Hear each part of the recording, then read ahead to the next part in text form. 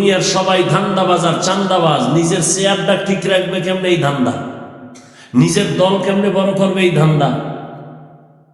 একমাত্র উলামায়ে কেরাম এই জাতিকে নিয়ে ভাবে, নিজের মাইয়া ভোলা বউ নিয়ে এত চিন্তা করে না, এই জাতিকে নিয়ে আলেমরা যেই চিন্তা করে।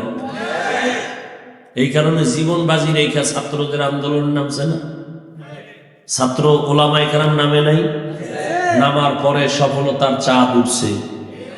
ক্ষমতার জন্য নামছিল? উপদেশটা কারা হইছে? আলেমরা কইছে নাম আমরা উঠবো, বলে নাই, কিন্তু রেড সিগন্যাল দিয়ে রাখছে, জুলুম করলে আবার আন্দোলন হবে। কি তুমি তো চিন্তা করো, আমার চাকরি গেল না থাকলো, আলেম ইমামতি আছে না নাই চিন্তা নেই, আমার ওয়াজ হোক না না হোক চিন্তা নাই, এই উম্মতের জন্য সব ফেদা। নিজের মাইয়া বলা ঘর বাড়ি সব বাদ দিয়ে আপনাদের পেছনে, শুধু কি আমি, সমস্ত তাবলীগওয়ালারা, পীর সাহেবরা, মসজিদের ইমামরা। দেখেন তো, একজন সরকারি বা বেসরকারি চাকরি করে না, ডিউটি কয় ঘন্টা করে? 8 ঘন্টা। বলেন বেতন কত? নিম্নের দেখুন 20,000, টেবিলের তরে আরো অনেক মুক্তা টুক্তা তো আছে। আচ্ছা ইমাম সাহেব আপনাদের মসজিদে ডিউটি কয় ঘন্টা? হ্যাঁ, বেতন কত? 70টা বলেন না। রিমান্ডে রাখছেন না ইমাম রে? একক তো নামাজে না থাকলে রিক্সা ড্রাইভার কা হুজুর জোহরে গেলেন কই, কে তুমি? কয় রিক্সাওয়ালা। এত পাওয়ার? 5 টাকা মাসে বেতন দেয়।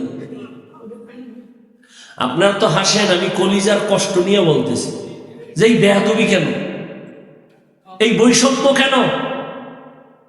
সরকারি বেসরকারি চাকরি করে 8 ঘন্টা 20,000 টাকা বেতন, আর 24 ঘন্টা রিমান্ডের মধ্যে একজন আলেমকে রাইখা বেতন দিবেন 10,000।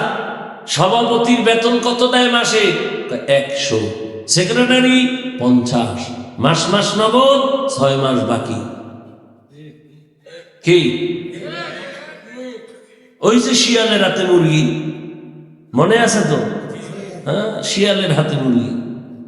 আল্লাহ হেদায়েত দান করুন। এরপরে কত রেস্ট্রিকশন। ইমাম সাহেব আমনে আমগো নেতা, চাপাবাজি একটা দিয়ে দিল। তবে কোনো দল করা যাবে না, নিরপেক্ষ থাকতে হবে। আমার কলিজার যুবক, নতুন ভাবে দাঁড়াও। ইমাম যদি নিরপেক্ষ থাকতে হয়, কমিটির প্রত্যেকটা মানুষকে নিরপেক্ষ থাকতে হবে। কমিটির মানুষ যদি ধান্দাবাজি আর চান্দাবাজি রাজনীতি করে, ইমাম সাহেব কালকে থেকে মাইক নিয়ে ইসলামের রাজনীতি করবে।